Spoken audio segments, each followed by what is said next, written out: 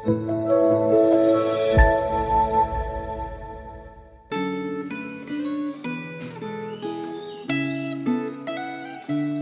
Bapak Ibu Saudara sekalian. Hari ini tanggal 17 Juli 2023, kita akan bersama-sama mendengarkan firman Tuhan kembali. Mari sebelum itu kita berdoa terlebih dahulu. Bersyukur Bapa untuk kesempatan kami masih bisa mendengarkan firman Tuhan. Kami mohon Roh Kudus Tuhan untuk menuntun setiap kami saat ini. Dalam nama Tuhan Yesus kami berdoa. Amin.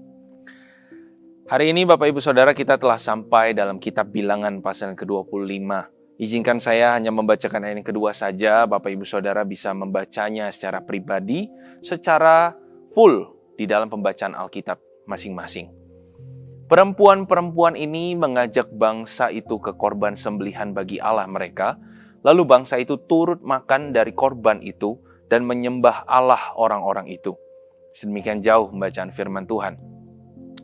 Bapak Ibu Saudara, di Amerika sejak tahun 1700-an, itulah waktu di mana bermula adanya diskriminasi atau rasisme terhadap orang-orang kulit hitam, bahkan terhadap orang-orang non-Kristen waktu itu. Karena hal seperti ini bermula dari orang Kristen yang mendiskriminasi agama lain, khususnya orang-orang kulit putih waktu itu di Amerika. Jadi rasisme ini mulai terlihat ketika orang-orang kulit putih Kristen itu mendapatkan hak-hak istimewa dalam hal pendidikan, kepemilikan aset, hak bersuara, dan juga hukum yang berlaku atas mereka itu berbeda dengan orang lain. Bagaimana dengan orang-orang non-Kristen, apalagi orang-orang yang kulit hitam dan non-Kristen, mereka itu dianggap sebagai ras yang rendahan, Bapak Ibu. Jadi mereka tidak mendapatkan hak seperti yang orang kulit putih itu dapatkan. Nah, karena ini bermula dari orang Kristen sendiri, ternyata awal sekalinya lagi itu bermula dari dalam gereja, dari para pengajar dan pendeta yang mengajarkan dan salah melihat apa yang ada di dalam Alkitab. Mereka melihat bahwa Allah itu sendiri adalah rasis dan melakukan diskriminasi kepada orang-orang sekitar orang Israel. Dan yang istimewa hanya orang Israel sendiri.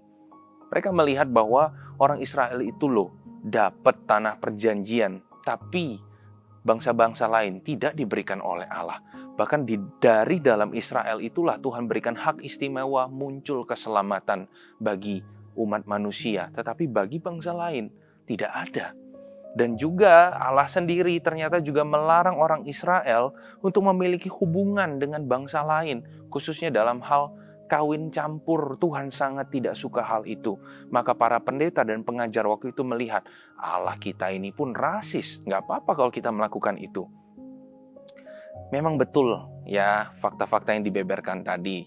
Memang betul Allah itu memberikan hak-hak khusus kepada orang Israel. Tanah perjanjian, keselamatan, dan bisa mengenal Allah. Dan juga Allah itu memang betul melarang orang Israel untuk berhubungan khusus, bahkan menikahi orang-orang non-Israel waktu itu. Dari bangsa-bangsa asing hanya boleh menikahi sesama Israel saja. Tetapi ini bukan berarti kita bisa menarik kesimpulan bahwa Allah kita itu rasis. Alkitab itu tidak menunjukkan bahwa Allah itu membenci etnis lain selain Israel. Kita lihatlah Rahab. Kisah yang kita bisa baca dalam kitab Yosua. Rahab ini bukan orang Israel bukan wanita Israel. Dia ini terhitung sebagai perempuan Kanaan di Yeriko waktu itu. Tapi dalam anugerah Allah, Allah itu mengizinkan Rahab itu boleh tinggal akhirnya bersama-sama di tengah-tengah orang-orang Israel. Dan juga akhirnya dia boleh menikah. Wanita asing ini boleh menikah dengan seorang laki-laki di Israel, yaitu Salmon. Dan juga ada kisah Rut. Rut ini juga bangsa asing, perempuan Moab, bukan orang Israel. Tapi Rut juga diizinkan tinggal di tengah-tengah orang Israel, bahkan juga diberikan izin oleh Tuhan untuk menikahi Boas, salah satu laki-laki dari Israel. Bahkan dari keturunan dua perempuan asing inilah lahir juru selamat kita, Yesus Kristus. Dalam silsilah kalau kita baca di Matius, ada nama Rahab dengan Rut sebagai nenek moyang dari Yesus Kristus. Nah, Alkitab memberitahu kita yang membedakan dari dua perempuan ini, Rahab dan Rut, dengan perempuan-perempuan asing lainnya, itu apa? Bukan warna kulit. Tuhan tidak mempermasalahkan hal itu. Bukan juga budaya, bukan besar kecil matanya, bentuk hidungnya pesek atau mancung. Enggak. Tapi yang Tuhan lihat adalah iman mereka. Walaupun Rahab dan Rut ini bukan dari bangsa Israel, tetapi hati mereka, iman mereka itu kepada Allah Israel. Itulah kenapa mereka diperbolehkan masuk di tengah-tengah orang Israel. Jadi yang jadi masalah itu adalah bukan rasnya, bukan etnisnya, tapi imannya. Karena apa? Allah dalam kemahatauannya itu dapat melihat. Kalau orang Israel ini dijadiin satu dengan orang-orang yang tidak mengenal Allah, ada potensi orang-orang Israel ini bisa meninggalkan Tuhan, terseret arus dengan iman orang-orang bangsa asing. Dan hal inilah teman-teman dan Bapak Ibu Saudara yang bisa kita lihat dalam Bilangan 25. Ketika orang Israel sampai di sebuah tempat yang bernama Sitim, di sana laki-laki Israel itu jatuh hati dengan perempuan-perempuan asing yang tidak mengenal Allah. Lalu mereka berzina di sana dan mereka dibujuk, laki-laki Israel ini dibujuk untuk beribadah kepada Allah perempuan-perempuan asing itu. Dari yang tadinya mereka itu berzina secara fisik, mereka diajak, dibujuk, ayo ibadah. Mereka berzina secara rohani di hadapan Tuhan. Dan kita tahu akhir dari kisah ini, laki-laki yang berbuat zina itu semuanya Tuhan perintahkan Musa untuk bunuh mereka semua. Bapak Ibu Saudara, kita tahu dari zaman perjanjian lama sampai perjanjian baru juga dosa zina ini Tuhan sangat keras. Hukuman yang Tuhan berikan terhadap dosa zina adalah mati. Baik dosa zina secara fisik ataupun dosa zina secara rohani, mengkhianati Tuhan, meninggalkan dan berbalik dari Tuhan, juga adalah konsekuensinya kematian kekal. Dan saya pikir firman Tuhan hari ini kok lebih cocok atau condong kepada orang-orang yang masih muda, ya, yang masih bergumul untuk mencari pasangan hidup, ataupun juga bagi orang tua yang anak-anaknya itu masih bergumul mencari pasangan hidup. Dalam mencari pasangan hidup, Bapak Ibu dan teman-teman sekalian, sebagai orang percaya, kita jangan coba-coba kompromi terhadap kriteria iman.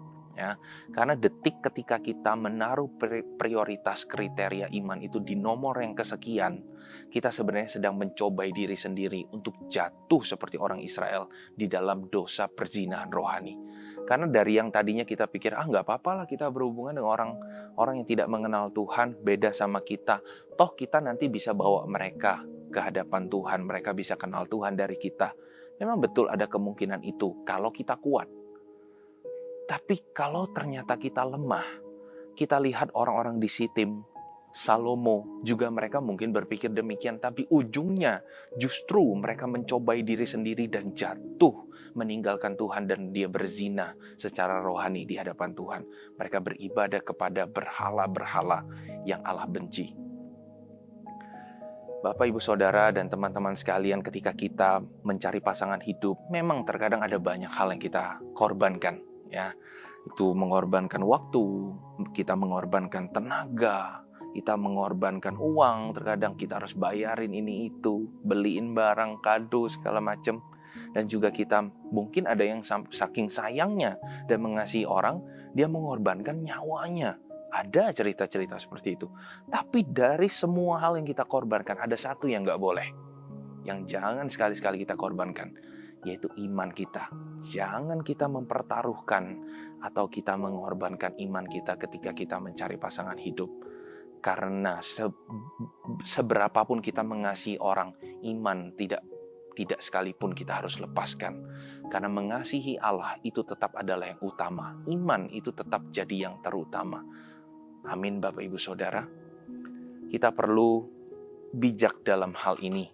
Karena kalau kita punya keluarga, pengen punya keluarga di masa depan, satu keluarga kita bisa beribadah kepada Tuhan, alangkah baiknya kalau pasangan kita juga menyembah Allah yang sama. Amin, Bapak Ibu Saudara. Mari kita sama-sama berdoa. Bapak, kami bersyukur untuk firman Tuhan yang telah kami dengar hari ini. Walaupun secara singkat, tetapi kiranya Roh Kudus Tuhan memampukan kami untuk mengerti dan juga meresapinya di dalam kehidupan kami.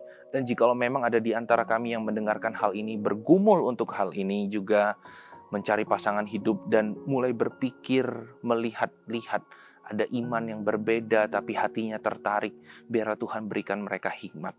Tuhan berikan mereka kemampuan untuk menimbang-nimbang sesuatu yang baik dan benar di hadapan Tuhan, agar mereka tidak jatuh mencobai diri sendiri dalam dosa perzinahan secara rohani ini.